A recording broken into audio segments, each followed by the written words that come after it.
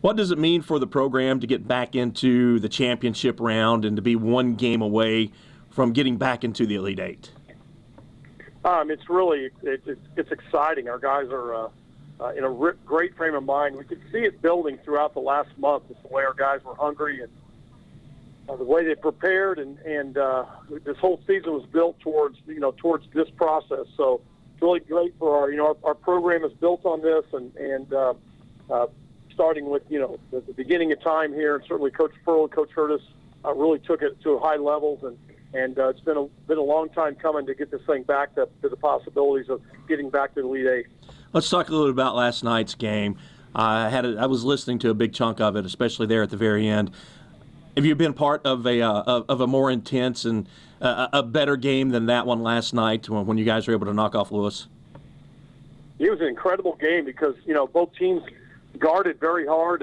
We were able to get Lewis to turn the ball over an unusual amount of times, 19 times. Our guys just were really resilient and is really proud of the way we handled every possession. We had a lot of adversity throughout the game. They made shots late. We went to a zone for the first time in the history of our tenure, and it seemed to bother them. And then in the last minute, there was an inadvertent whistle. They got a basket. We came and answered. They got another one, and then we ran a play that we worked on for the last 2 years, and it really Mateo Rivera was able to capitalize on the layup at the end of the game. It's come down to you and Bellarmine for all the marbles, so to speak, tomorrow night.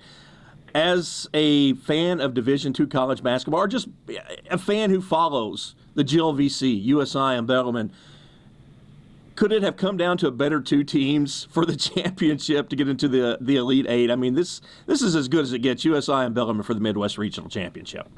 I mean, two travel partners going at it for a chance to advance for a national championship. It's really, it speaks a lot for our league. It speaks a lot for our division, for us, Lewis and Bellarmine, to be in this thing at the last part of our region, and two teams that respect each other a lot, and us and Bellarmine. And we've all three games have had its own flavor, and they've been pretty close. And it's just one of those games. We hope we can make the last play of the game and make it count. This is the fourth time this year that you've played Bellarmine. What have you learned from the first three games that you've played against the Knights this year? They're really a great defensive team, and we've got to move the ball. They're a team that scores off of live ball turnovers. They do a lot of things very well, but the thing they do great is they get you in transition. They get behind your defense. We've got to get that stopped. Every game this time of year, no matter what level, comes down to who rebounds the best and who gets loose balls. So the fight for the loose ball is going to be a big factor in the game. We know they'll be prepared. I really feel good about our preparation as well. I know there's still a lot of work to do, and obviously you don't want to look past Bellarmine. You can't look past Bellarmine. But if you can kind of take a step out and look at the big picture, if you guys can get the win tomorrow night, you're coming back home to play for a national championship. How special would that be to play in the Elite Eight in your own backyard, in your own home city over at the Ford Center? I mean, it goes without saying our guys know what's at stake here, and they know where the next round is.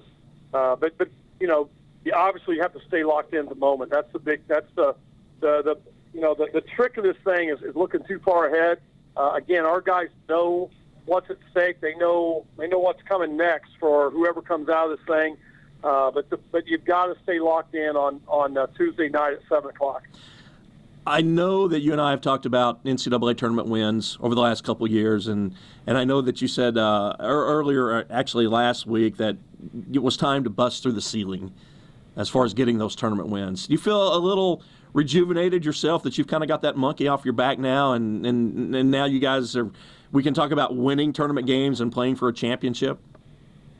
The thing about that, Randall, and you're right. I mean, let's not kid ourselves. We have not had the success in March that we needed, and this program deserves. So it doesn't matter if you win last night's game, you want the next one, and if we fortunate enough to win the next one, you want the next one, and it's just if you win four more, you're still going to want the next one, and you always feel like as a coach you get measured, and we get measured by our last one, and so.